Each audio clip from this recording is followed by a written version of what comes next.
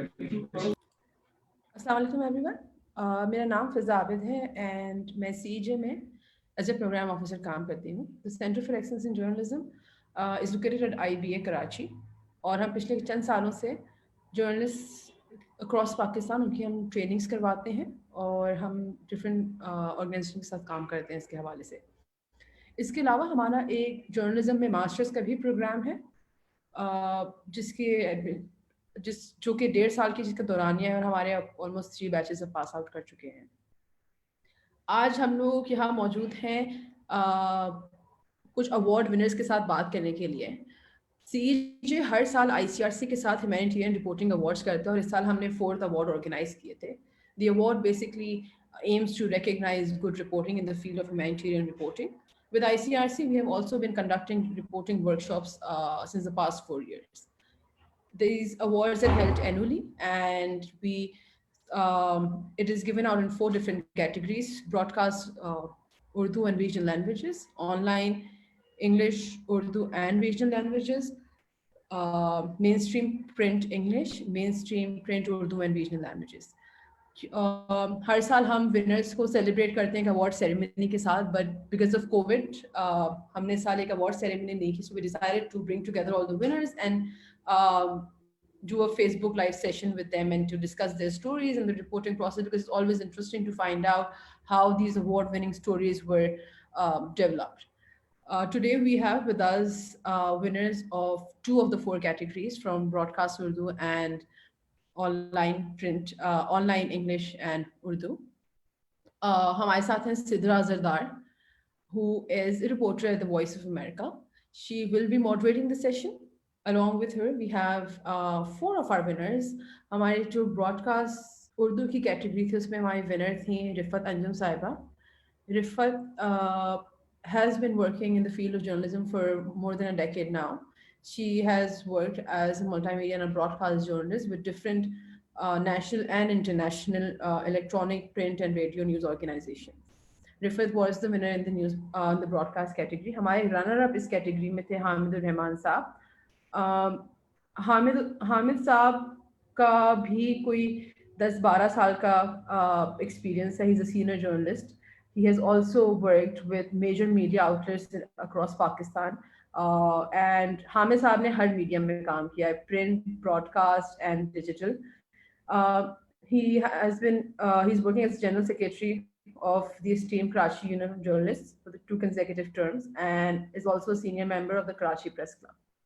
हमारी next category थी online Urdu, English and regional languages. इसके हमारे विनर थे खलील अहमद साहब. Khalil Saab is currently working with the Voice of America as a cameraman and a producer. He started his career with Associated Press in 2001 and since then has been associated with the field of journalism. इस field में इस category में हमारी runner up थी miss Farhat Javed. Farhat has been working as a full-time journalist since 2012, and she is a bilingual correspondent with the BBC, and she's been working with BBC for the past 4 years. Currently, she's studying at the Arizona State University as a Fulbright Fellow. I will now hand it over to Sidra. Over to you.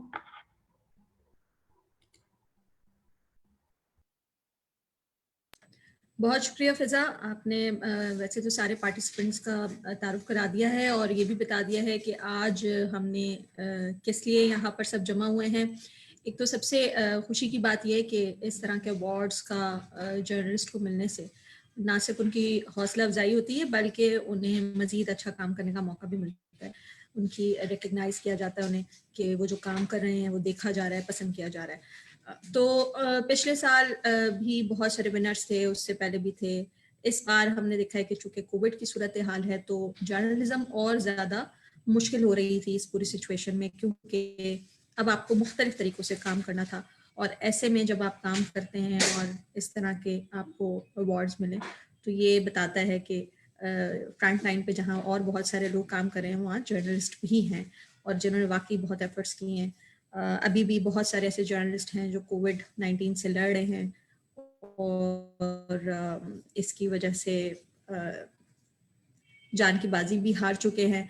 लेकिन ये एक ऐसा काम है कि खबर ना रुके और वो लोगों तक पहुँचे ये बड़ी अहम चीज़ है। तो हमारे साथ चूँकि मेन स्ट्रीम मीडिया में जो टीवी की रिपोर्ट्स थी, उसमें जो विनर हैं वो रिफ़त अंजुम रही हैं। रिफ़त अंजुम का ताल्लुक पेशावर से है, आप न्यूज़ से इनका ताल्लुक है। जर्नलिज्म में इनको 10 से 11 साल हो गए हैं। जियो से वाबस्ता रही हैं, इस वक्त आप न्यूज़ पे हैं, बहुत अच्छे बड़े चैनल्स के साथ काम करती रही हैं। और रिपोर्टर कहीं भी जाए, उसका अगर काम बहुत अच्छा है तो उस चैनल के लिए भी बड़ा अच्छा साबित होता है। तो रिफ़त ने जो काम किया था वो एक स्टोरी थी जो माजूर अफराद हैं उनके ऊपर, कि उनका कोटा तो मखसूस है लेकिन उसके बावजूद वो जॉब्स उनको नहीं मिल पाती हैं।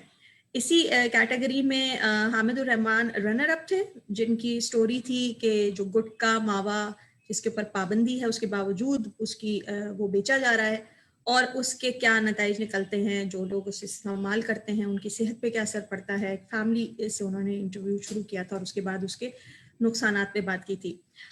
ऑनलाइन के ऊपर बड़ा रुझान है, अब लोग टीवी तो देख रहे हैं लेकिन इसके अलावा ऑनलाइन आपको बहुत सारी ऐसी अच्छी वीडियोस और बहुत सारी चीज़ें नज़र आती हैं। उसमें एक कंपटीशन था जो डॉन पे हुआ था, उसमें खलील अहमद ने एक स्टोरी फाइल की थी जो कि उन लोगों पे थी जो सीवर वर्कर्स हैं। और आपको पता होगा कि इस वक्त सोशल मीडिया पे कैंपेन्स भी चल रही है सुपर हीरोज के नाम से, जो इनके लिए, जो कि इनके काम को रिकग्नाइज किया जाए, इन्हें रिस्पेक्ट दी जाए।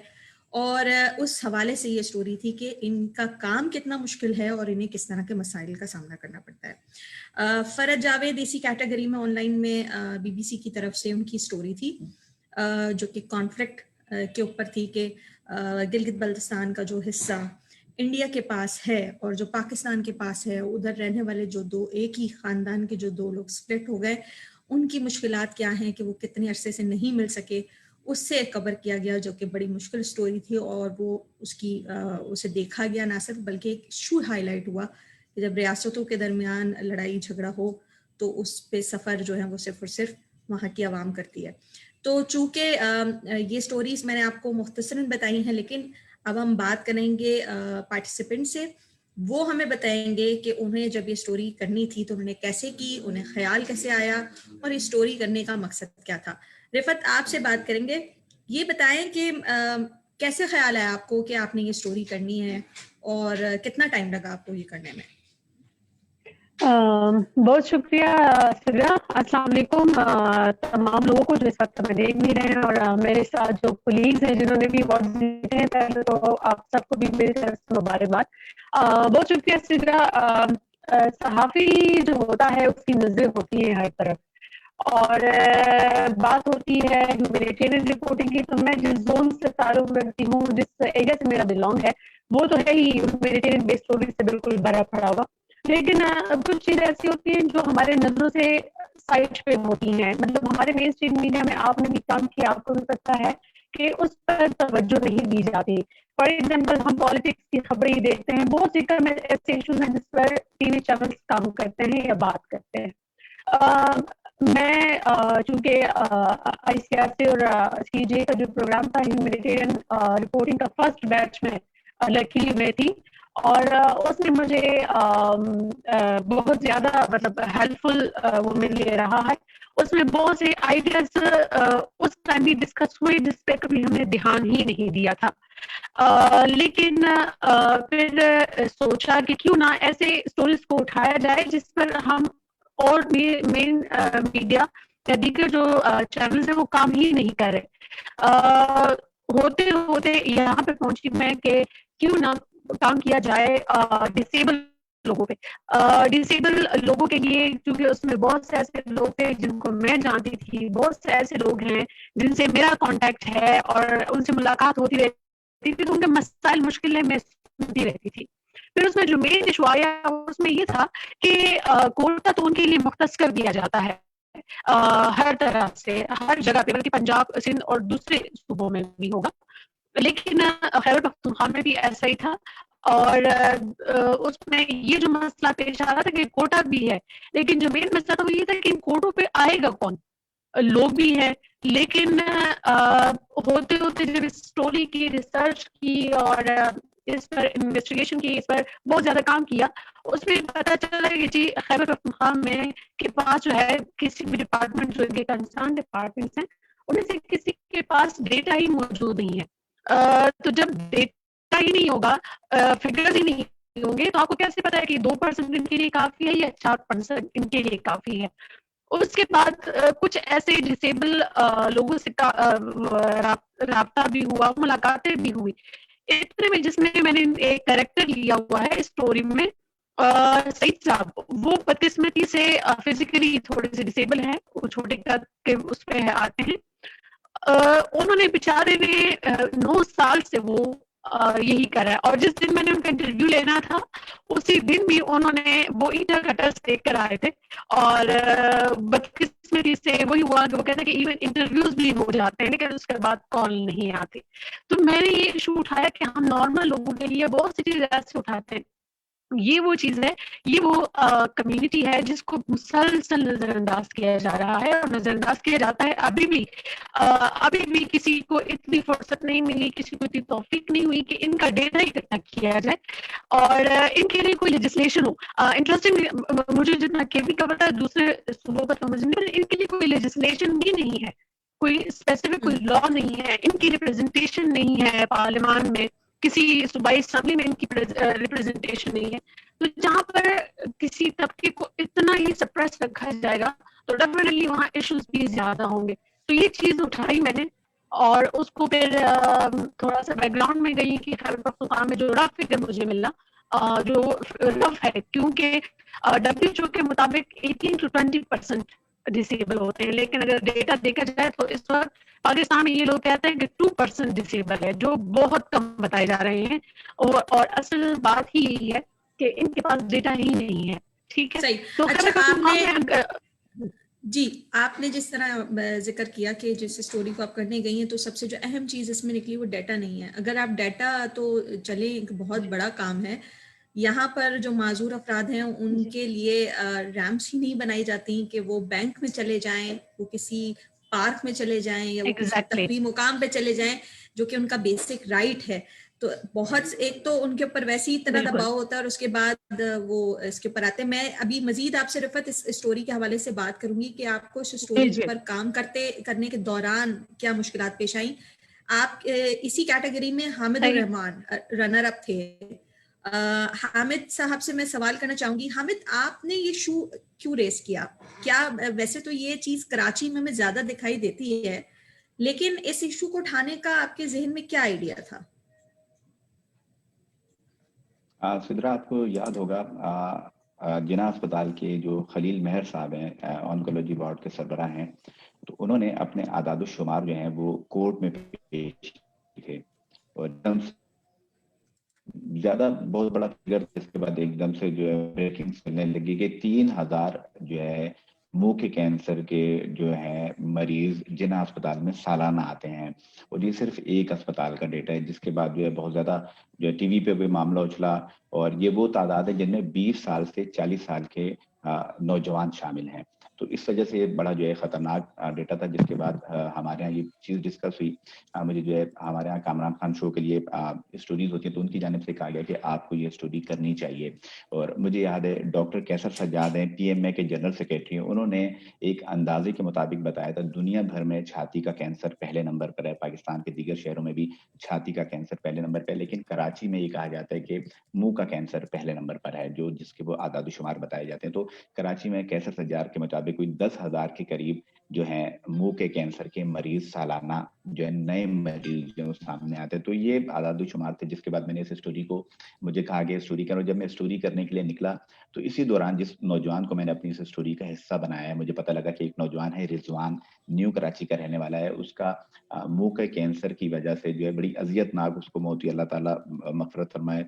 तो उसके लिए मैं उनके घर पहुंचा, तो मुझे वाकईतन ये पता लगा कि उनके वालिद साहब ने ये कहा कि मुझे अपने बेटे की तकलीफ नहीं देखी जाती थी, इसलिए हम दुआ करते थे कि अल्लाह ताला इसको जो वो मौत दे दे। आप ये सोचें कि एक वालिद जब ये बात कर रहे हो तो ये कितनी अजियतनाक बात हो सकती है। और उनके मुताबिक यही दुआ खुद रिजवान भी करता था कि ये तकलीफ अब उससे बर्दाश्त नहीं होती, और अस्पताल वालों ने भी ये कहकर रिजवान को घर भेज दिया था कि अब अस्पताल में हम इसका इलाज नहीं कर सकते, क्योंकि ये जिस कंडीशन जिस स्टेज पर ये आ गया कि इसका कोई इलाज हमारे पास नहीं है।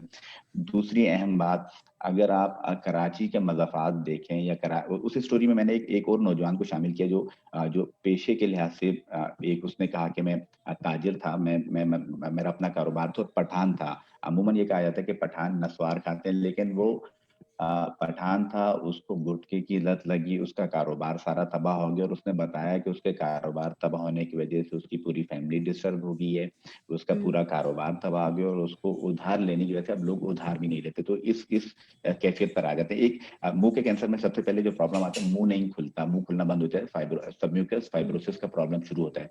तो हमें इस तरह के बहुत सारे, खुद हमारे कैमरामैन दोस्त हैं, खुद हमारे ऑफिस का एक कैमरामैन, सुबह सुबह मैं जब उठा तो उसने मुझे फौरन कहा जी मेरा मुंह खुलना बंद हो गया है। उसकी बहन का फोन आया कि मेरे भाई का मुंह खुलना बंद हो गया है, तो इसको हम हॉस्पिटल लेके जा रहे हैं। तो पता ही लगा कि वो अर्ली स्टेज पर है, क्योंकि ये वो स्टेज होती है जब आप मुंह के कैंसर की तरफ चले आते हो। तो बेशुमार हमारे दोस्त हैं, बेशुमार हमारे कैमरामैन हजरात हैं, वो भी हमें इस प्रॉब्लम में मुब्तला लगते हैं। तो इस स्टोरी को इस तरह हमने शुरू किया, और कोई न्यू कराची जहाँ से इस स्टोरी के लिए 30 साल नौजवान था, 1.5 साल पहले इसकी शादी हुई थी, और ये इस मर्ज में मुब्तला हुआ और उसका इंतकाल हुआ। इसका भाई भी गुटखा खाता था, इसका बहनोई भी गुटखा खाता था, और यही कैफियत तमाम घरों की होती है, जहाँ एक फर्द खाए तो तब सभी लोग खा रहे होते। कराची का जो मदाफाती ये इलाका है, वहां पर आपको छोटी 6 साल के बच्चे से लेके बड़ी उम्र के अफराद जो तो वो भी गुटखा खाते हुए नजर आएंगे।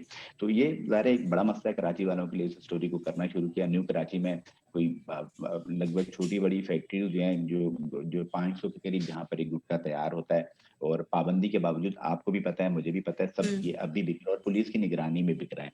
तो ये प्रॉब्लम है, और अब भी प्रॉब्लम है। तो इस पे हमने काम शुरू किया, और फिर ये स्टोरी हमने की, और खलील मेहर साहब ने भी इसमें अपना आउटपुट दिया, जो पुलिस की जानिब से भी इसमें आउटपुट लिया, और जो मुतासरीन हैं उनसे भी हमने आउटपुट लिया, और उसको कोशिश की कि वो आदाद-ओ-शुमार जो लोगों के सामने लाए जाएं कि ये एक बीमारी है। और सबसे अहम बात, सिविल अस्पताल के डॉक्टर आतिफ हैं, उन्होंने बताया कि यहाँ जो मरीज आता है गुटके मुंह के कैंसर में मुबतला, उसके साथ उसका अटेंडेंट बैठा होता है, और वो बताता है कि मेरे भाई को गुटखा खाने की वजह से मर्ज हो गया, लेकिन वो खुद भी गुटखा खा रहा होता है। तो ये एक बड़ी संगीन सूरत है कि आपको पता है कि ये जो है मुंह का कैंसर हो जाए, लेकिन आप भी उसको खा रहे हैं, उसको चबा रहे हैं, और वो सारा मामला है। तो ये स्टोरी हमने की थी, और उसके बाद ज़ाहिर फिर पता लगा कि नहीं, बेशक बहुत बेहतरीन स्टोरी। और सबसे बड़ी चीज़ ये कि जब आप स्टोरी करते हैं तो आप अगर किसी फैमिली को या किसी कैरेक्टर को बिल्ड करते हैं तो उसके साथ आपको हर चीज़ को शामिल करना, स्टोरी को बैलेंस करना बहुत ज़रूरी है। तो कंप्लीट पैकेज, जैसे रिफत की स्टोरी हमने देखी तो उसमें हर चीज़ उन्होंने शामिल की। गवर्नमेंट का वर्जन था, क्या डाटा नहीं है तो क्यों नहीं है, कि कोई ये क्लेम ना कर सके कि आपने हमारा मौक़िफ़ नहीं लिया, अगर ले लेते तो हमारी स्टोरी बेहतर होती। लेकिन इस स्टोरी में हर चीज़ मौजूद थी। हाँ, अभी हम आपसे मजीद जानेंगे कि इस स्टोरी को करने में, क्योंकि ऑब्वियसली आप एक ऐसे स्टोरी पे काम कर रहे थे जो कि ऑलरेडी एक जैसे छुप के कारोबार किया जा रहा हो और आप उसे एक्सपोज करें, तो उसमें बहुत सी मुश्किलात भी होती हैं। ऑनलाइन कैटेगरी के विनर खलील अहमद, हम उनकी जानिब जाएंगे और उनसे पूछेंगे कि जो उनकी स्टोरी थी उसमें उनको ये स्टोरी करने का ख्याल क्यों आया। स्टोरी सीवर वर्कर्स की थी, और जो सबसे अमेजिंग बात थी वो ये कि लोगों को ये तो मालूम है कि आपके जब गटर्स और सीवरेज भर जाएं तो आपने किसको बुलाना है, लेकिन वो जो ये काम करते हैं उनकी मुश्किलात क्या हैं और उनके ऊपर क्या गुजरती है जब उनको सही उनके साथ सलूक ना किया जाए। लेकिन ये स्टोरी करने का ख्याल कैसे आया, क्योंकि बहुत सारे सीवर वर्कर्स इसके लिए एग्री भी नहीं होते कि वो ऑन कैमरा हैं। खलील, आप बताइएगा आपकी स्टोरी के पीछे क्या आइडिया था और आपको कैसे ये जहन में आया कि मुझे इस सब्जेक्ट पे काम करना है। अच्छा, पहले तो बहुत बहुत शुक्रिया सब लोगों का। सबसे पहले तो मैं वैसे कंपटीशन में हिस्सा लेता रहता हूँ, डॉन, DW वगैरह के और दूसरे, क्योंकि आपको चेक करना होता है आपको कि आप अपना जो काम है उसको किस जगह पे देख रहे हैं। तो बस वो एक आया हुआ था प्रोजेक्ट देने के लिए, तो हाँ मैं निकला हुआ था रोडों पे, और ऐसे ही तो मैंने देखा कि भाई कराची के अंदर जो आपको सूरत हाल पता है गटर्स वगैरह की और रोडों की तो बहुत बुरी थी। तो एक बंदा जो था गटर के अंदर सफाई करने में लगा हुआ था, हेल्थ वर्कर। तो जब वो वापस निकला है तो उस पे एक आदमी आया और बरसना शुरू हो गया कि भाई तुम्हें तो मैंने इतनी देर पहले बुलाया था, तुम आए क्यों नहीं, और ये। तो मैंने बोला यार ये तो बड़ा, एक तो इतना मुश्किल काम इनका, ऐसी बात है, वहाँ तो जब आप जाएं सफाई करने तो उसमें गैस वगैरह का खराज वगैरह भी होता है, तो इन लोगों की जानें वगैरह भी चली जाती हैं, और पिछले दिनों केस हुए थे इस तरह के। तो मैंने बोला यार ये तो एक ऐसा पहलू है जिसके बारे में लोगों को बहुत कम लोग जानते हैं और पता भी नहीं है। तो बस इस सिलसिले में हमने रैकी शुरू की, बड़ी मुश्किल से एक बंदे को राजी किया, अपने रिपोर्टरों की दोस्तों की मदद लेके, जो साकिब भाई हैं हमारे, सोहेल भाई हैं, उनसे कह के ला के जो है वो KMC के बंदों को राजी किया। उसके बाद फिर उसके घर से हमने स्टोरी स्टार्ट की, क्या है वो कि किस तरह वो घर से निकल रहा है, क्या हालात हैं उसके घर के, और वो फिर निकला है और जाके उसमें काम करना शुरू किया। तो फिर उसके बाद बिल्कुल नेचुरली उसी तरह का एक बिहेवियर फिर सामने आ गया हमारे, जब हम शूट कर रहे थे, कि उसको वो आया और बंदे ने उसको गाली वगैरह देना शुरू कर दी कि भाई तुम्हें तो 2 दिन हो गए, तुम नजर ही नहीं आती हो और कहाँ हो रही हो। तो ये इस तरह हमने स्टोरी को स्टार्ट किया, और उसके बाद फिर हमने इसको जो है इस पे काम किया, और मजीद तो पता चला कि उसके वालिद जो हैं वो भी यही काम करते थे। उसका भाई जो है वो ये काम करते हुए फौत हो गया था। तो पूरे उसी घर की क्रेडिट स्टोरी है ये। और इसी तरह इसको फिर हमने स्ट्रीट भी किया कि उसकी जो भाभी हैं वो क्या कर रही हैं, उसके वालिद जो हैं वो क्या कर रहे हैं उनके साउंड बाइट्स के साथ, और फिर इसको मिला के एक पैकेज करके जो है वो कंपटीशन भेजा। तो ये थी स्टोरी हमारी टोटल।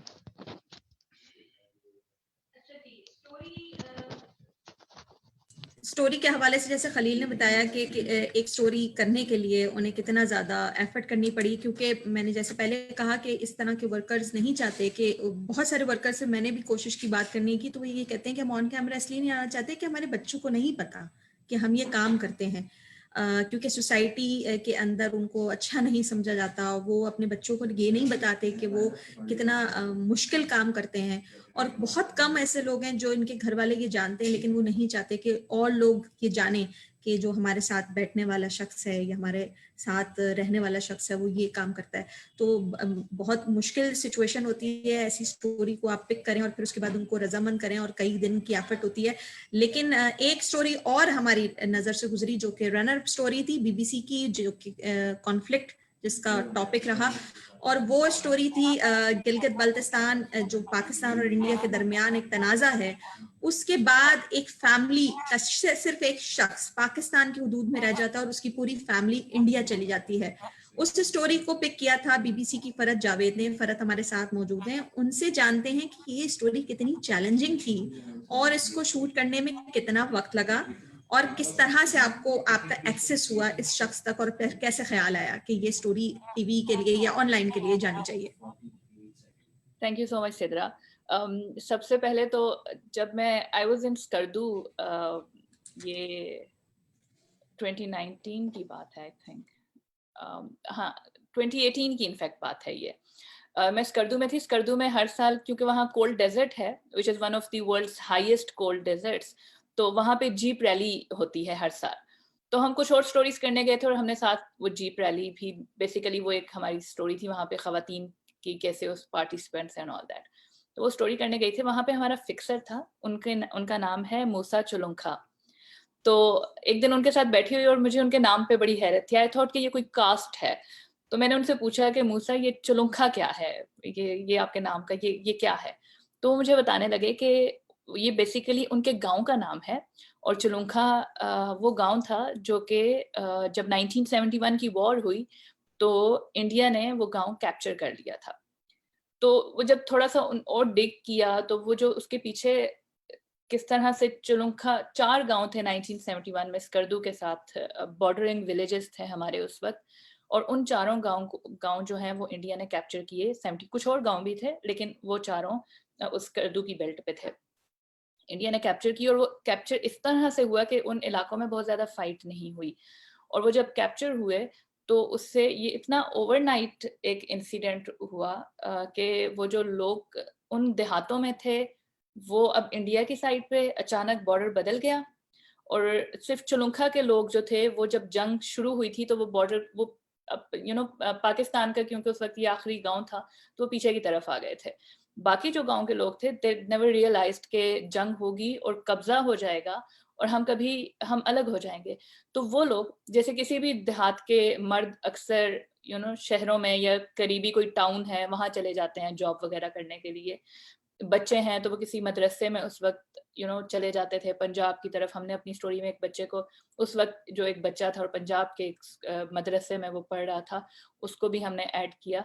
तो जो ये मेरा जो कैरेक्टर था, इनकी स्टोरी ये थी कि ये उस वक्त पाकिस्तानी फ़ौज के में मुलाजमत कर रहे थे, फ़ौजी थे, और ये उस वक्त सियाचिन की तरफ तैनात थे और वहाँ सियाचिन पोस्ट पे थे जब इनको पता चला कि इनका जो गांव है वो भी इंडिया कैप्चर कर चुका है। एंड ही केम डाउन, वापस गए, अपने गांव की तरफ जाने की कोशिश की, लेकिन अब एक नया बॉर्डर बन चुका था और इनका जो गांव था ये उधर रह गया था। एंड इट वाज, ये सिर्फ एक फैमिली नहीं थी, ये तकरीबन 200-250 के करीब जो टोटल फैमिलीज थी जो कि इस तरह से तबाह हुई कि उनके आधे से ज़्यादा फैमिली मेम्बर्स जो हैं वो उन देहातों में रहे और उनके एक एक दो फर्द जो थे या बच्चे थे वो स्कर्दू में रह गए, सिटी एरिया में रह गए, और उसके बाद वो लोग कभी नहीं मिल सके। सिर्फ चंद किलोमीटर का डिस्टेंस है, चंद किलोमीटर का, एक रोड खुल जाए, एक ब्रिज बन जाए, इट्स फ्यू किलोमीटर्स, आप सरहद की इस साइड पे खड़े हो, आपको सामने वो गांव नजर आएंगे, बट वो लोग कभी भी नहीं मिल सके। तो ये जो कैरेक्टर था इनकी, हमने, जब मुझे ये पता चला तो फिर इसको पिच किया, और जब हमने इसको पिच किया तो फिर हमने, मेरे एडिटर्स थे मेरे साथ और हम सब ने ये डिसाइड किया कि क्यों ना हम इसको बॉर्डर की दूसरी तरफ से भी शूट करें। और फिर हमने अपनी जो हमारी इंडियन टीम थी उनको हमने एंगेज किया। उसमें हमारे इंडियन लैंग्वेजेस के हमारे वीडियो जर्नलिस्ट हैं, Aamir Pirzada, who is a very talented media person. वो गए और अब वो श्रीनगर में होते हैं और श्रीनगर से लद्दाख जाना बहुत लंबा चौड़ा एक डिस्टेंस है, और उसके बाद फिर बिल्कुल बॉर्डरिंग एरियाज में जाना, फैमिलीज को आइडेंटिफाई करना, उन तक पहुंचना, क्योंकि ये वो इलाके हैं खासतौर पे इंडिया में, ये जो त्यागशी और बाकी जो इलाके थे जिन पे कब्जा किया था, इन पे एज फार एज 2011 2012 यहाँ कोई एक्सेस नहीं थी, कोई जा नहीं सकता था, इवन टूरिस्ट नहीं जा सकते थे। ये इलाके जो हैं यहाँ पे मोबाइल नेटवर्क सभी भी नहीं है, इवन जो पाकिस्तान का नया जो सरहदी गांव बना फरानो वगैरह, यहाँ पे भी मोबाइल नेटवर्क्स काम नहीं करते, तो मीन्स ऑफ कम्युनिकेशन नहीं है। मिलिटराइज्ड एरियाज हैं तो एक्सेस नहीं है, आप पर्सनली अगर आप वहाँ के रहने वाले नहीं हो तो आप जा नहीं सकते। तो it was a very challenging story, हमें बहुत प्लानिंग करनी पड़ी। हमें कई मरतबा ये भी हुआ कि हमें कई दिन इंतज़ार करना पड़ता है कि हम मैसेज कन्वे करना होता, तो हम एक बंदे की ड्यूटी लगाते, वो मैसेज वहाँ तक लेके जाता और फिर वहाँ से मैसेज वापस लेकर आता। So there was quite lot of coordination. और फिर हमने ये भी इसमें जब स्टोरी हमने फिल्म कर ली दोनों साइड से, तो और इसको हमने एक बड़ी वाइडर ऑडियंस के लिए हमने रखा, सिर्फ BBC उर्दू और BBC हिंदी लैंग्वेजेस के लिए नहीं था, ये हमने इंग्लिश के लिए भी किया। और फिर उसको मल्टीपल जो प्लेटफॉर्म्स हैं BBC के अक्रॉस द वर्ल्ड, वहाँ पे सब ने स्टोरी को ट्रांसलेट किया और इसको यूज़ किया। और हमने बेसिकली ये कोशिश की, ये हाईलाइट करने की कि जब, जैसे आपने कहा सिद्रा, कि जब दो रियासतों के दरमियान कॉन्फ्लिक्ट पैदा हो जाता है तो उससे जो वहाँ की आवाम है वो सबसे ज़्यादा मुतासर होती है। और इसमें हमने कोशिश की कि हम इन फैमिलीज़ का एक गेट टुगेदर करवा सकें फिज़िकली इनका, लेकिन अनफॉर्चुनेटली इस कदर तलखियाँ बढ़ चुकी हैं दोनों मुल्कों के दरमियान कि आपका कोई वीज़ा वगैरह अरेंज ही नहीं हो सकता। डजंट मैटर कि आप कितनी कोशिश, हमने हाईएस्ट जो चैनल्स हैं पाकिस्तान में भी और इंडिया में भी, हमने उनसे भी बातचीत करके देख ली कि शायद किसी तरह कुछ कोई रास्ता निकल सके, कि सब नहीं तो चलो 8-10 फैमिलीज ही मिल सके आपस में, लेकिन ये नहीं हो सका। और उसके बाद फिर 5 अगस्त का कश्मीर का वाक़या पेश आ गया, जब उससे उसका जो स्पेशल स्टेटस है वो वापस लिया गया, तो उसके बाद तो दोनों मुल्कों के ताल्लुकात बिल्कुल ही एक अलग नहज पे पहुंच गए कि उसमें फिर आप कुछ भी नहीं कर सकते। तो फिर हमें ये स्टोरी बगैर उनके उनके एक मीटअप अरेंज किए बगैर फिर हमने स्टोरी को एयर किया। देखें, आपने एफर्ट तो पूरी की कि उनका मीटअप हो जाए, लेकिन एक जो मुझे सबसे खूबसूरत चीज स्टोरी में लगी वो ये कि जब ये दोनों स्टोरीज मर्ज होती हैं तो जब उन्होंने देखी होगी तो उनकी मुलाकात अपने घर वालों से जरूर हुई होगी, उन्होंने ये जरूर देखा होगा कि हम अब एक दूसरे से इसी बहाने मिल पा रहे हैं। हाँ, इसमें एक और चीज, I am sorry take little longer, एक और चीज, जो हमारा मेन कैरेक्टर थे, जैसे इसमें टीवी की जो स्टोरी थी उसमें अब्दुल कादिर की जो वाइफ थी उनके बारे में ये कहा जाता है कि वो, क्योंकि उनकी फैमिली, उनकी बीवी, उनके पेरेंट्स, बहन भाई सब दूसरी तरफ रह गए थे, तो इनकी वाइफ काफ़ी एफर्ट करती रही कि किसी तरह उनको वीज़ा मिल जाए, लेकिन वीज़ा नहीं मिला। और फिर जब उनकी मदर ने अपने बेटे से कहा कि तुम वहाँ अकेले हो अब स्कर्दू में, तो तुम शादी कर लो, should go for a second marriage. तो ये चीज इतनी तल्ख थी उनकी बीवी के लिए कि nobody knows कि वो गिर गई या उन्होंने खुदकुशी की, लेकिन वहाँ से जो दरिया है पाकिस्तान में फ्लो करता है, त्याक्षी रिवर उसका नाम है, और त्याक्षी जो है उसको मौत का दरिया भी कहा जाता है, बहुत खतरनाक दरिया है। और वो उनकी डेड बॉडी जो है उस दरिया से तैरती हुई पाकिस्तान में पहुंची, और उनकी डेड बॉडी जो है वो कादिर को मिली, और फिर कादिर ने अपनी वाइफ को पहचाना उनकी ज्वेलरी वगैरह से, और उसके बाद उनकी जो तदफीन है वो पाकिस्तान के एरिया में हुई। So it was a story कि आप जिंदा रह के चंद किलोमीटर का फासला नहीं तय कर पाए, लेकिन बीवी की डेथ हुई, and finally she was the couple was able to meet, लेकिन तब तक उनमें से एक की डेथ हो चुकी थी। थैंक यू फरहत, आपने शेयर किया। चूंकि स्टोरीज जिस तरह से बात हो रही है कि कितनी एफर्ट लगती है कि स्टोरी को बनाने में, अब हम बात करेंगे कि ये जो स्टोरीज हैं जब ये बनती हैं तो इसका इम्पैक्ट क्या आता है। मैं शुरू करूंगी रिफत से। रिफत, आपने जब स्टोरी की और जब ये स्टोरी ऑन एयर हुई तो कुछ हिलजुल हुई, किसी तरीके से कुछ अमल दरामद होता हुआ नजर आया, किसी ने फोन किया, या जिस पे स्टोरी की थी उनका अपना क्या कहना था जब उन्होंने अपने आप को देखा कि आपने उनकी स्टोरी को इस तरह से हाईलाइट किया है?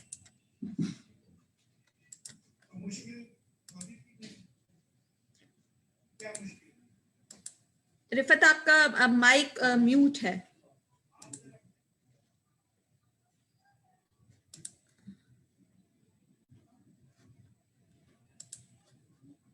नहीं जी, अब आपकी आवाज आ सकती है रिफत, जरा बताइएगा। अब मेरे सामने आप सुन सकते हो? जी जी जी बिल्कुल जी। सिद्रा, मैंने इस तरह आपने अर्ज किया कि इम्पैक्ट क्या होता है। सबसे पहले तो हमारी कोशिश होती है, फरहत ने कहा कि उन्होंने मीटअप करने की बहुत कोशिश की कि मीटअप करा रहे, लेकिन नहीं हो सका। इस तरह हमने भी कोशिश की कि जो बंदा है उसके लिए कुछ पॉजिटिव चीजें निकल आए, कोई लेजिस्लेशन बन जाए। लेकिन इससे एक फायदा ये हुआ कि जो स्टेबल लोग हैं, जिस करेक्टर को लिया था, इसके अलावा जिन्होंने भी उनको ये पता चला कि हमारे किस महकमे में कितनी खाली पड़ी हुई है। ठीक है, तो उसके बाद उन्होंने अप्लाई करना शुरू कर दिया। बहुत से लोग ऐसे थे कि जिन्होंने मुझे कहा कि अच्छा, तुम्हें एजुकेशन डिपार्टमेंट में स्थिति मैं तो कर सकता हूँ, हेल्थ में कितनी है, बल्कि बहुत ऐसे डिपार्टमेंट है जिनका हम भी नहीं जाते बीइंग सहाफी, लेकिन उनको ये भी पता चल गया कि बहुत से महकमों में उनके लिए सिक्के हैं, लेकिन उनको बताए नहीं जो इस चीज कर सकते हैं। तो फिर बहुत से लोगों ने राब्ता किया कि अच्छा, कौन से महकमे में सिक्के खाली है, कौन से महकमे में अप्लाई कर सकता हूँ, मेरी कोई एजुकेशन है। तो ये वो चीज थी कि जिसके बाद कम से कम क्योंकि डिसेबल तो ऑलरेडी वनरेबल होते हैं, इग्नोर्ड ही होते हैं, तो एक तरह से मुझे खुशी हुई कि मेरी इस रिपोर्ट की वजह से, पैकेज की वजह से उनमें अवेयरनेस तो आई कम से कम। ठीक है, गवर्नमेंट अभी तक सो रही है, उनको कुछ नहीं पता कि क्या लेजिस्लेशन जरूरी है इस कम्युनिटी के लिए, जो वाकई में जिस तरह आपने कहा कि राइट्स बने हैं। इंटरेस्टिंग बात बताऊँ फिजा कि यही कुछ हम यहाँ पे ग्रुप्स हैं डिसेबल के राइट्स के लिए काम करते हैं, वो खुद भी डिसेबल हैं। वो गए हैं सुबह असेंबली, स्पीकर असेंबली से मुलाकात करने के लिए। इंटरेस्टिंग और बहुत ही इंटरेस्टिंग चीज जब उन्होंने कहा कि हम असेंबली तो पहुंच गए, पर असेंबली अंदर कैसे जाए क्योंकि रैंप ही नहीं थे। तो उसमें से एक बंदे ने कहा कि ये रंग इनको सब याद आते अगर हम में से कोई अंदर बैठा होता। तो मतलब ये वो बात थी जिसने मतलब ठीक ठाक मुझे किया और तकलीफ भी हुई, लेकिन ये था कि बहुत खुशी भी हुई कि चलो और ना सही कम से कम लोगों ने अवेयरनेस तो आई हमारे रिपोर्ट की वजह से। तकलीफ बहुत हुई इसकी डेटा को इकट्ठा करने में, कि किसी के पास डेटा ही अवेलेबल नहीं था। तो जब आप बात करते हो और कल को कोई कंसर्न बन जाता है, क्वेश्चन उठाता है, तो उसके जरूरी है कि आपके पास कुछ ऐसा हो कि जिसको आप कहें कि ये आपका डेटा है और तो फिर आप जवाब भी दे सकते हो। जिस तरह आपने कहा मेरे रिपोर्ट में डिसेबल पर्सन गवर्नमेंट भी है, डॉक्टर भी है और सोशल वेलफेयर जो कंसर्न डिपार्टमेंट इसका डेटा भी है, तो जो डेटा कुछ और कह रहा है, फील्ड में कुछ और है, इंटरनेशनल लॉ कुछ और है, बहुत उसमें तकलीफ उठानी पड़ी क्योंकि आपको शायद पता है। आपको कितने दिन लगे रिफत इस स्टोरी को शूट करने में और इसके हवाले से डाटा इकट्ठा करने में?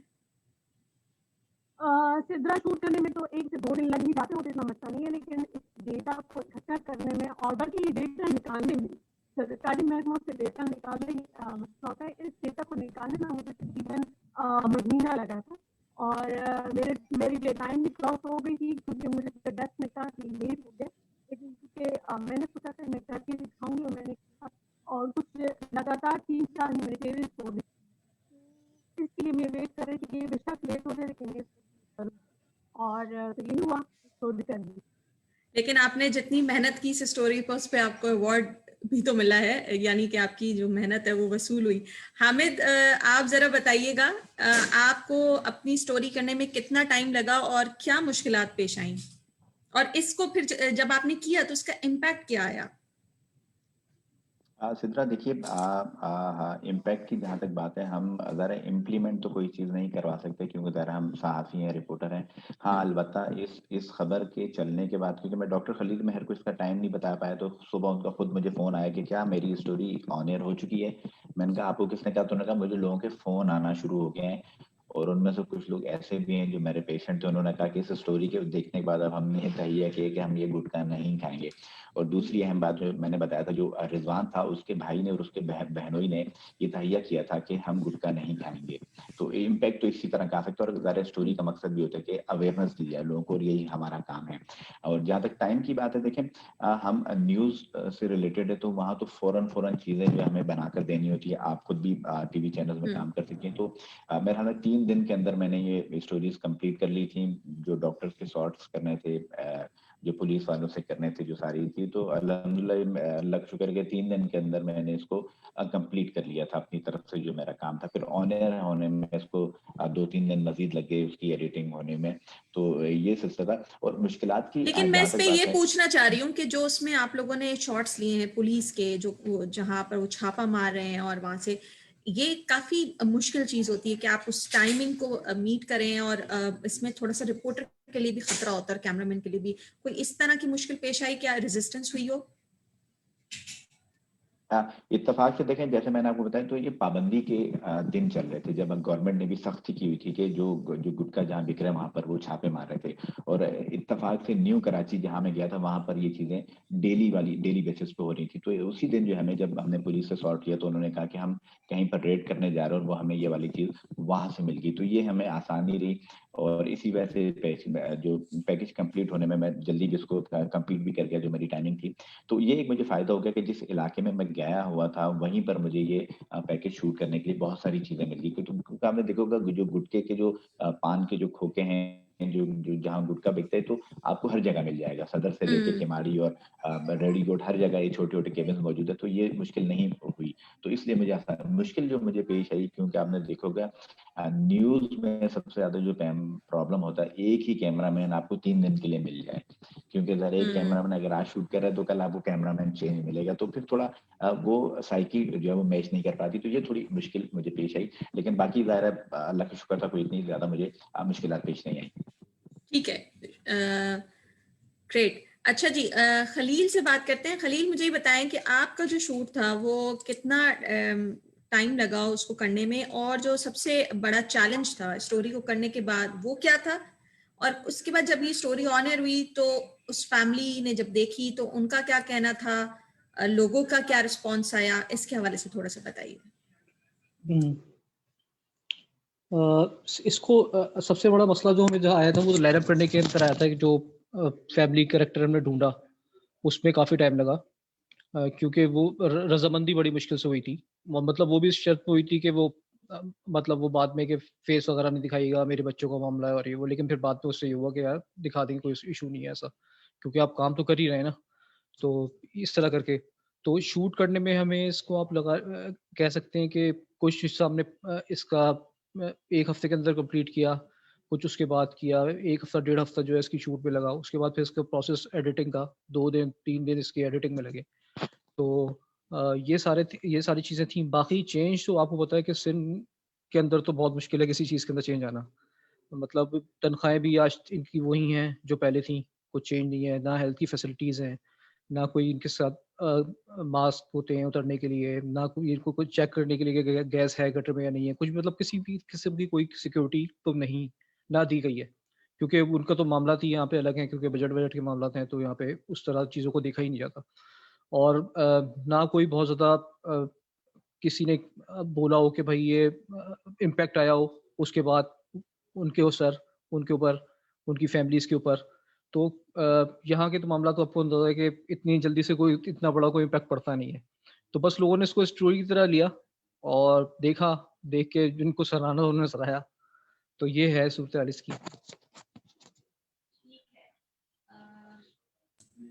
जैसे खलील ने बताया कि स्टोरी का जो इम्पैक्ट है वो चूंकि कुछ जगह ऐसी हैं जहां पर एक्शंस नहीं लिए जाते और हमेशा फंड्स की कमी और ये भी सारी चीज़ें होती है, लेकिन सबसे बड़ी बात है कि ऑडियंस फैसला कर रही होती है कि जो स्टोरी बनी है उसके बाद अगर आपके अंदर उसको देखने के बाद कोई एहसास भी उजागर हो जाए तो ये बहुत बड़ी बात है।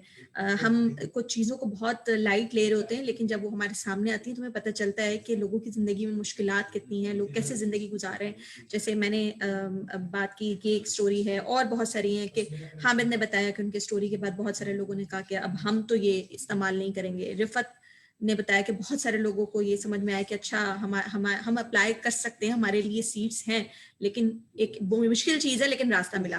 फरत से बात करते हैं। फरत, आपने तो जिस तरह बताया कि कितना मुश्किलात रही हैं इस स्टोरी को करने में, तकरीबन मैसेजेस कि यहाँ से वहां जाना, फिर उसके बाद वहां शूट हुआ, यहाँ हुआ, लेकिन जब ये स्टोरी चल गई तो उसके बाद आपने क्या रिस्पॉन्स देखा और कितनी खुशी हुई कि एक इतनी मुश्किल चीज को आपने कवर किया और इस तरह से वो ऑन एयर हुई? ये स्टोरी जो है, ये अपनी अभी जो इसकी प्रेजेंट फॉर्म है, इस पे लाने में तकरीबन हमारा 1 साल लगा था, जिसमें हमारे मल्टीपल ट्रेवल्स थे, यहाँ इस्लामाबाद से स्कर्दू तक, और उसी तरह आमिर के श्रीनगर या दिल्ली से उन्होंने लद्दाख जाना होता, लेह जाना होता उन्होंने। तो मल्टीपल ट्रेवल्स थे और प्लानिंग थी बहुत सारी, क्योंकि बहुत सारे मीडियम्स के लिए बन रही थी, तो काम भी इस पे ज़्यादा था।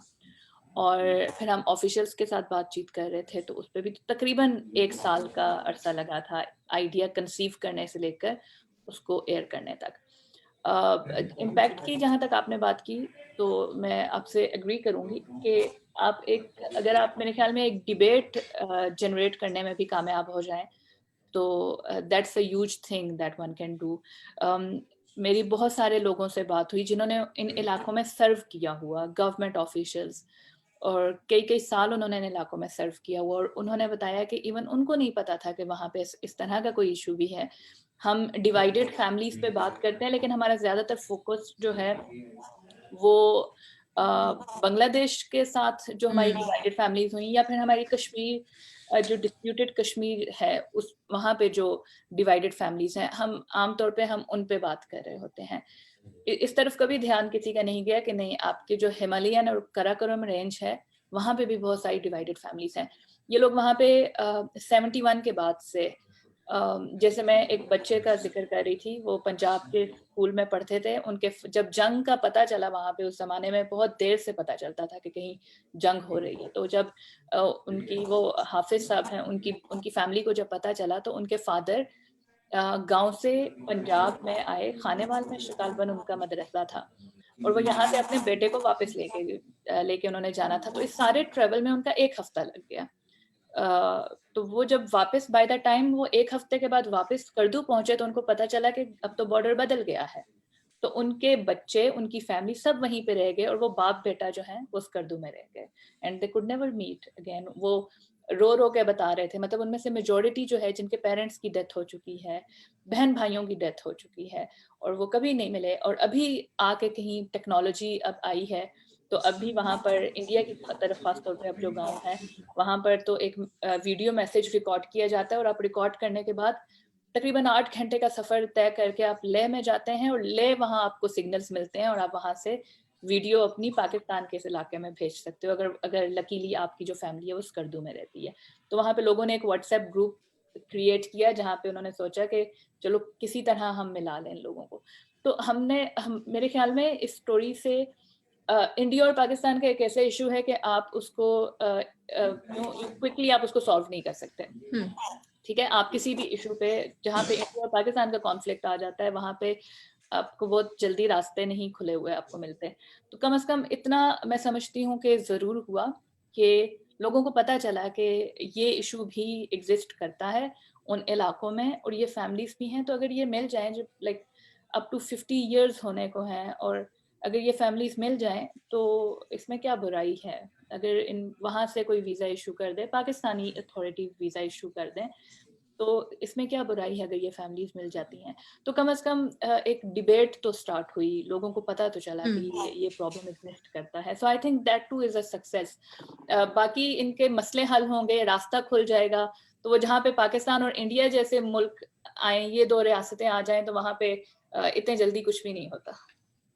अच्छा, हम एक टॉपिक पे जरूर बात करना चाहेंगे, चूंकि आप सब ने ह्यूमैनिटेरियन अवार्ड जीता है, और ये एक ऐसी इसमें स्टोरीज आती हैं जो पॉलिटिक्स और फैशन और जो रूटीन की स्टोरी है ना, जैसे आप कहते हैं कि उससे हटकर ये स्टोरीज होती हैं। इन पे काम बहुत करना पड़ता है, इनको ढूंढना पड़ता है, इनके ऊपर बड़ी एडिटर्स के साथ बहस होती है, क्योंकि बुलेटिन्स में जगह नहीं होती।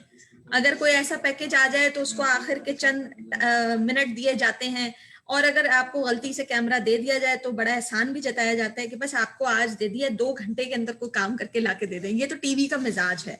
ऑनलाइन में भी ये चीजें अब आ गई हैं कि ऑनलाइन की ऑडियंस बिल्कुल डिफरेंट है, वो अलग चीज देखना चाहती है। हमारे यहाँ मुझे एक फीलिंग ये भी आती है कि बहुत सारे लोग पूरी स्टोरी देखते नहीं और जल्दी से कमेंट भी कर देते हैं उसके नीचे, उनको समझ ही नहीं आता कि ये है क्या। तो इसके बावजूद, इतने मसाइल के बावजूद, अगर रिपोर्टर निकलता है और वो कहता है कि मैं ह्यूमैनिटेरियन रिपोर्टिंग करना चाहता हूँ, तो ये तो मैं कहती हूँ वाकई बहुत बड़ा काम है। मैं ये सवाल आप सबसे करूंगी, वन बाय वन आप लोग इसका जवाब दें कि क्यों अभी तक पाकिस्तान के जो न्यूज चैनल्स हैं या जो ऑनलाइन आपके जो वो हैं, वो ह्यूमैनिटेरियन रिपोर्टिंग को इतनी अहमियत अभी तक क्यों नहीं दे पा रहे हैं? हामिद।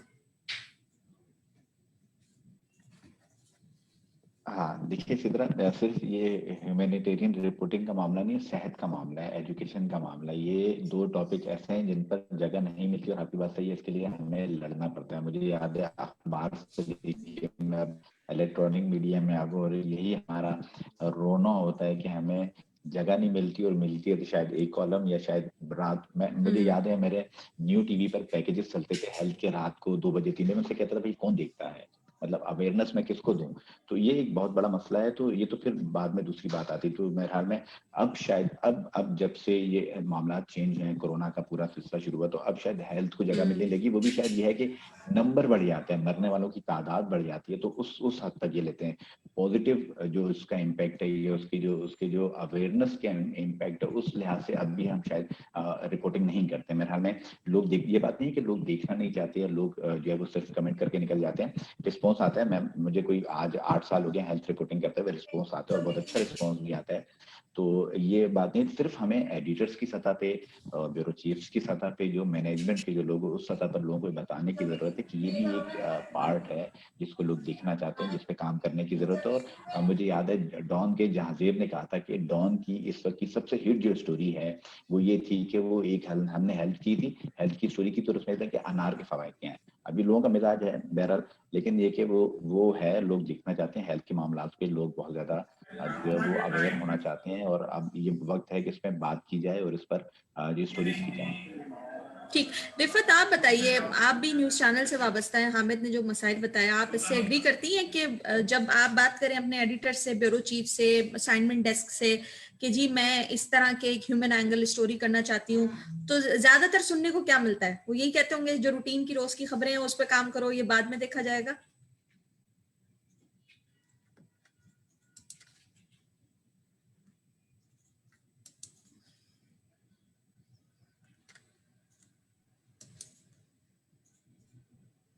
जी रिफत जी जिस तरह इन्होंने कहा, बिल्कुल ऐसे मसाइल होते हैं, लेकिन ये मसला उनके भी होता है जो हेड ऑफिस में होंगे। हमें थोड़ा बहुत ये हो जाता है कि ब्यूरो चीफ को हम मना लेते हैं, थोड़ा सा समझा लेते हैं, अपने रीजन का उनको पता होता है, लेकिन वो क्या कहते हैं कि वो टीआरपी वाला मसला सबसे पहले आ जाता है और टीआरपी की वजह से ही पॉलिटिक्स टीआरपी की वजह से देश चलते हैं।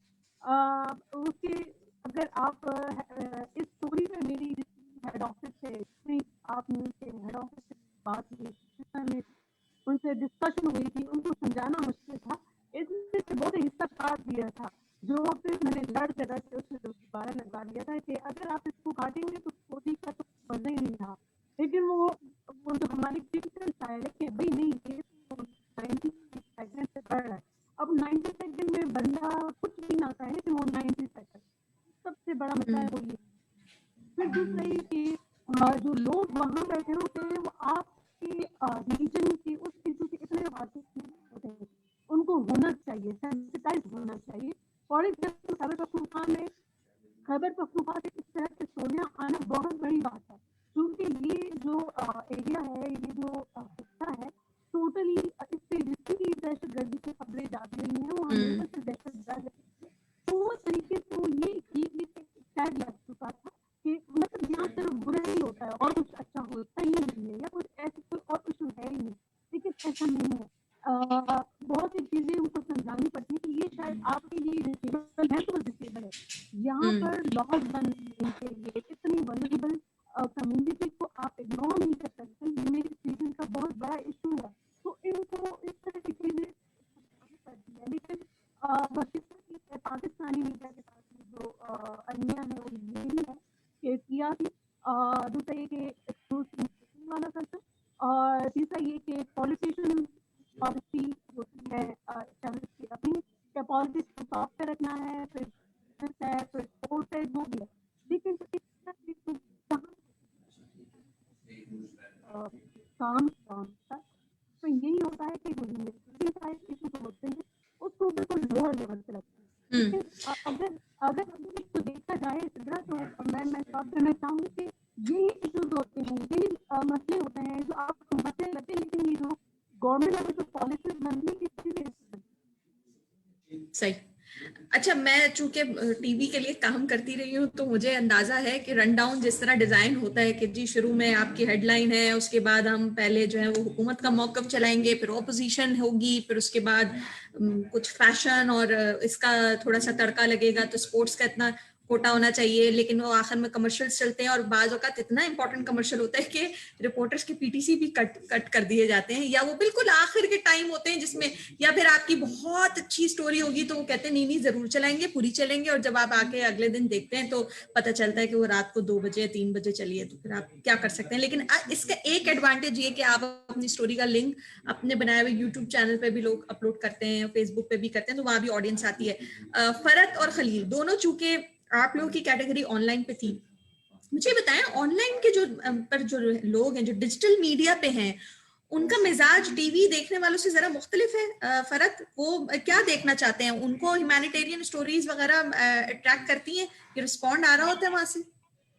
सिद्रा, मैं क्योंकि खुद भी डोमेस्टिक मीडिया से आई हूँ और टीवी, हम बल्कि साथ एक चैनल में काम करते थे, तो हमें अच्छी तरह पता है कि ह्यूमैनिटेरियन स्टोरीज की क्या जगह है। एंड ऑनेस्टली स्पीकिंग, मैंने 2012 में स्टार्ट किया जर्नलिज्म, और it was 2016 when I joined BBC। और BBC में आने के बाद ये जो पिछले 4-5 साल हैं, इन सालों में मैंने जितनी स्टोरीज की हैं, ह्यूमैनिटेरियन स्टोरीज की हैं, मैंने कभी सोचा भी नहीं था कि ये वाली स्टोरीज भी होती हैं। और ट्रस्ट मी, जैसे अभी हामिद साहब ने बताया कि सबसे ज्यादा अच्छी चलने वाली स्टोरी थी कि अनार खाने से आपको क्या फवायद हासिल होते हैं। अवाम जो है, जो आपकी ऑडियंस है, वो इंटरेस्ट होता है उनको कि पॉलिटिशियंस क्या कह रहे हैं, क्या नहीं कह रहे हैं, लेकिन अवाम का जो इंटरेस्ट है वो हेल्थ की स्टोरीज ही हैं। उनको अभी भी हेल्थ की स्टोरीज, मैं रुक जाती हूँ कहीं मुझे कोई हेल्थ की खबर मिले। पॉलिटिक्स पे बहुत चंद गिने चुने लोगों का इंटरेस्ट होगा, हेल्थ पे सबका इंटरेस्ट होता है। हेल्थ की स्टोरीज हैं, एजुकेशन की स्टोरीज हैं, आपकी youth is very interested in education की स्टोरीज, आपकी खवातीन से रिलेटेड स्टोरीज हैं, खासतौर पे जो बड़ी इंस्पिरेशनल किस्म की स्टोरीज हैं, सक्सेस स्टोरीज हैं, लोगों का बहुत इंटरेस्ट है उसमें। लेकिन हमें ये देखना है कि हमारा जो डोमेस्टिक मीडिया है, जहाँ पर वहाँ पे जब TRP की बात होती है, वहाँ पे जब एड्स की बात होती है, तो वो अवाम का इंटरेस्ट क्या है वो फोकस नहीं होता फिर अनफॉर्चुनेटली।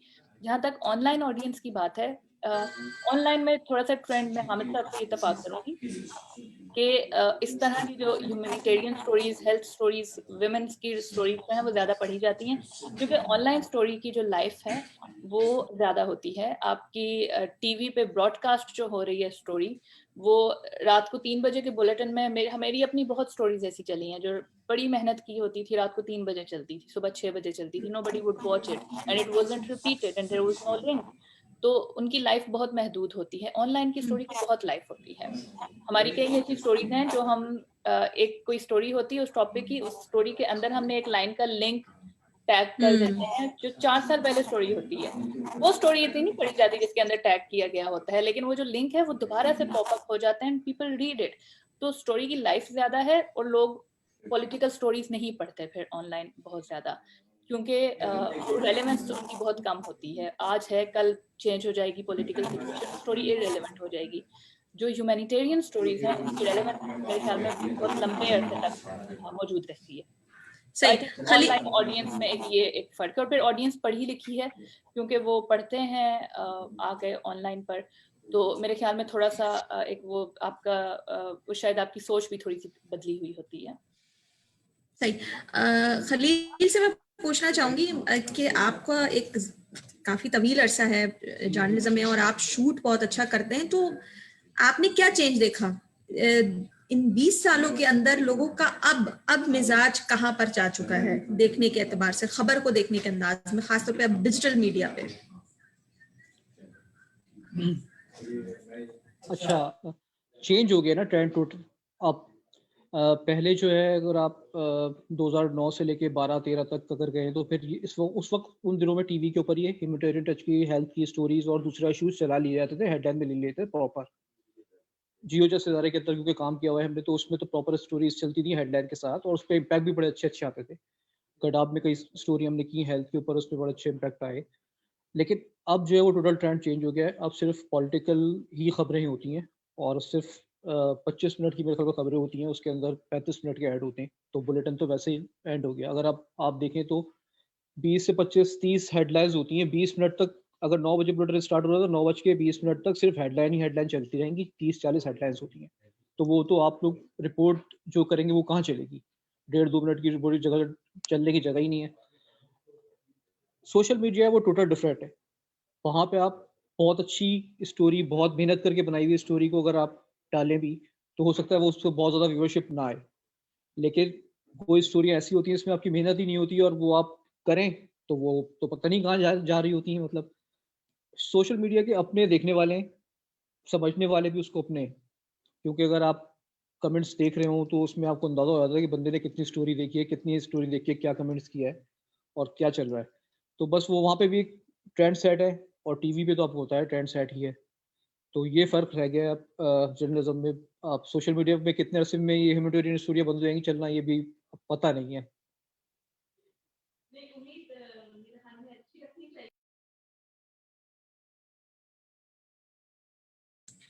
कि ऐसा ना हो कि सोशल मीडिया पर ह्यूमैनिटेरियन रिपोर्टिंग चलना बंद हो जाए, लेकिन डिफरेंस सबसे बड़ा ये कि जहां पर भी, चाहे वो अखबार हो, चाहे वो टीवी हो, चाहे वो सोशल मीडिया हो, डिजिटल प्लेटफॉर्म्स हो, अगर वहां पर ह्यूमैनिटेरियन रिपोर्टिंग चल रही है तो वो कहीं ना कहीं जरूर रजिस्टर्ड हो रही है और लोग उसको न सिर्फ देख रहे हैं और उसका एक इम्पैक्ट है। वही वाली बात कि रिपोर्टर का काम रिपोर्ट करना है, वो इम्प्लीमेंट नहीं करवा सकता कोई चीज, वो जबरदस्ती इदारों से ये नहीं कह सकता कि मैंने इस पर काम किया, इसके बारे में सोचें। लेकिन ये जरूर हो सकता है कि जब वो एक स्टोरी की हाइप बनती है या वो किसी की नजर से गुजरती है तो उसके ऊपर जो अरबाब इख्तियार हैं वो नोटिस लें या वो समझें कि अगर हम इस पे तवज्जो नहीं दे रहे तो रिपोर्टर्स की नजर जरूर है, क्योंकि रिपोर्टर्स वॉच डॉग्स हैं, उनको नजर रखनी होती है हर मामले पर कि जो हो रहा है वो कैसे हो रहा है और अगर हो किया जा रहा है तो उसका असर लोगों पे क्या। आज भी लोगों का जो इंटरेस्ट है वो यही है कि हमारे लिए क्या किया जा रहा है, हमें किस चीज से फायदा होगा, ये चीज हमारे खिलाफ तो नहीं जा रही, हम इसका नुकसान तो नहीं उठाएंगे, और जब तक जाहिर सी बात है लोगों की सोच है तो ये खबरें तो आती रहेंगी और आप उस पर काम करते रहेंगे। Thank you so much Hamid साहब आपका, रिफत आपका, खलील आपका, फरज जावेद आपका। आप तो वैसे भी बहुत दूर बैठी हैं लेकिन आपने टाइम निकाला, और उम्मीद है कि ये सेशन बहुत अच्छा लोगों ने देखा होगा और समझा होगा कि जो रिपोर्टर्स जब फील्ड पे निकलते हैं काम करने के लिए, बहुत सारे रिपोर्टर्स इस वक्त काम कर रहे हैं, ठीक है कि चंद लोग हैं जिनको ये अवार्ड मिला है, लेकिन हम उनकी भी बहुत हौसला अफजाई करते हैं जो फील्ड पे निकलते हैं, काम करते हैं और इतनी एफर्ट करते हैं। ज़रूरी नहीं कि जो अवार्ड्स जिनको मिले हैं उनको सराहा जाए, लेकिन जितने लोग काम कर रहे हैं उनकी काविशों को सराहना चाहिए। और सबसे मुश्किल हालात जो पाकिस्तान में इस वक्त हैं वो ये कि खबर जब आपके पास आए तो उसको आप ट्रीट कैसे करें और आप कैसे लेके चलें। इतनी पाबंदियों के बावजूद बुलेटिन्स में अब जगह भी नहीं है, अखबारात कम होते जा रहे हैं, ऑनलाइन की ऑडियंस डिफरेंट है, लेकिन आप उसमें अगर रास्ता निकाल रहे हैं ह्यूमैनिटेरियन रिपोर्टिंग करने का तो ये यकीनी बहुत खुशाइन बात है। और अगर आपको उस पर खराज दिया जा रहा है तो ये इदारों का भी बहुत शुक्रिया अदा करना चाहिए। तो मैं एक बार फिर आप सबका बहुत शुक्रिया अदा करूंगी, और CEJ का, ICRJ का कि उन्होंने आप लोगों को यहाँ पर बुलाया, बिठाया और आप लोगों को मौका दिया कि आप लोग बताएं कि जो स्टोरी जो है चाहे वो चंद मिनट की होती है, वो जब आप नशर करते हैं, पब्लिश करते हैं तो उसके पीछे एफर्ट कितनी ज़्यादा होती है। तो यकीनन जो लोग देख रहे होंगे उन्हें इस बात का अंदाज़ा हुआ होगा। तो एक बार फिर आप सबका बहुत बहुत शुक्रिया और CEJ का बहुत बहुत शुक्रिया। अल्लाह हाफिज़।